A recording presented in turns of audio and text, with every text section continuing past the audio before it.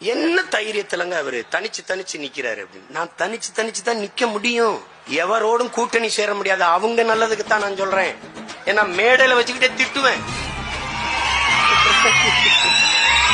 மேடையில வச்சுக்கிட்டு சொல்லுவேன், இந்த அயோக்கிய பைய அடிச்ச கொள்ள தெரியாதா, இவன் பண்ண அக்கிரமம் தெரியாதா. எங்கள் பாதை புனிதமானது, தனித்த பயணம். நாங்கள் தனிப்பெரும் ஆற்றலாக வளரணும்னு நினைக்கிறோம். ஒன்னாத்தி பார்ட்டியா இருக்க விரும்பல, நம்பர் 1 பார்ட்டியா இருக்கணும்னு விரும்புறோம்.